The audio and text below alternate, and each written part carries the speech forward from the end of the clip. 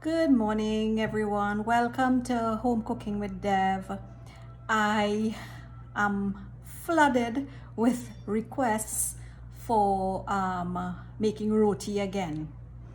So this video is for some of my primary school friends, Avis, Nadia, and Denise Bisessa. I hope it swells this time. Remember, my thing is going with trial and error. So we're going to try and see. I'm just making one roti today. So we'll see how that goes. In this video, I am actually going to add some videos of other people's cooking that they sent to me. Everybody's just crazing about their cooking now, and I'm so happy for that because I was never like that. So so I'm going to share some pictures and some videos with you from some cooking from some friends, family, viewers. Yeah. So in today's for today's roti, I am just making one roti today because it's just for my son to eat leftovers. So I am adding 1.5 cups of flour. I'm adding about a teaspoon of salt. I am adding, hopefully we're thinking that this is our secret ingredient. So I'm adding some yeast, about a 1/4 teaspoon of yeast. And I am adding 1 teaspoon of baking powder, but I'm not embarrassed to say I can't find my 1 teaspoon measuring spoon, so I'm using 2 half teaspoons. I don't know if somebody can tell me if that's the correct thing to do, but that's what I'm doing. So I'm adding 1 teaspoon of baking powder. I don't know if that's too much. Again, it's trial and error. So I'm going to knead this. Well, I'm going to mix the dry ingredients first.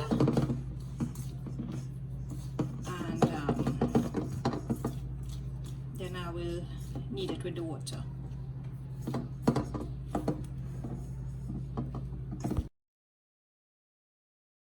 So I was chatting with someone, my cousin actually, Amrita, and she was telling me about how her mom makes her roti.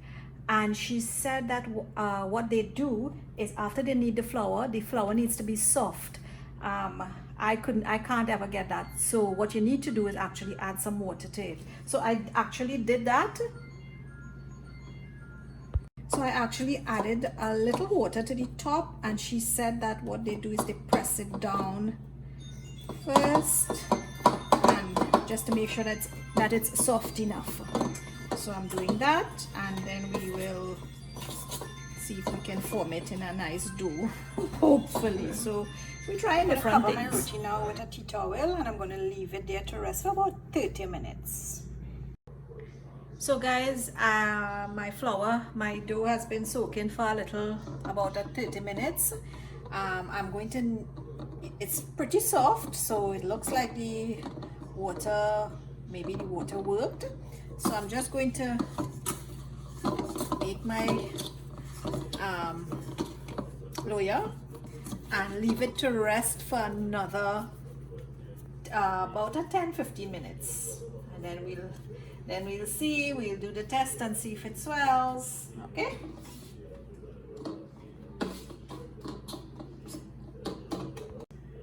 Okay guys, so my loya was resting for about 15 minutes. I am just now going to sprinkle some dry flour and my dough is very soft, so we're hoping to accomplish a nice swelling roti. And I swear to you, the last video with my roti, that was the first time in probably, I don't know, 10 years my roti was able to swell. So let's see if we can get 2 out of 2 here.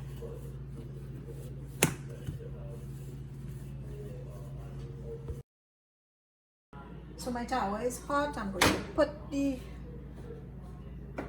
rolled out dough and we're going to wait for our little bubbles to start forming. Then we're going to flip.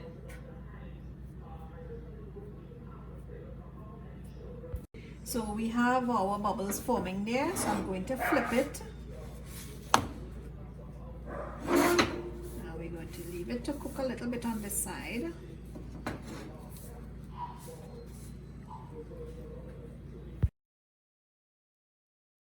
So I flipped it over. Now we're going to do the test, squeeze in the ends, and we're going to see what's going to happen, if we're going to have a swelling roti or if it's going to be a little flop.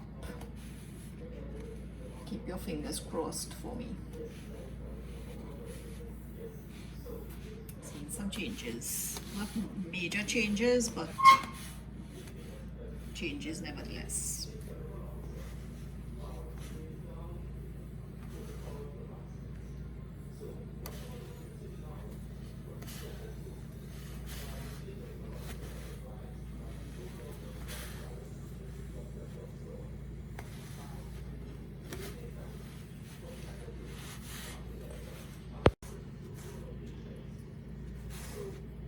So it's swelling slowly but surely. Somehow or the other, I feel I probably put too much baking powder,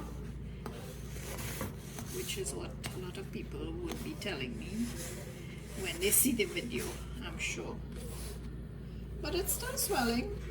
Not as nicely as I would have liked it to, but nevertheless, roti is done. That's it. So there you have it, folks. My roti. That didn't swell all that great, but nevertheless, we'll work with that for now. So like I said before, roti making for me is a hit and miss.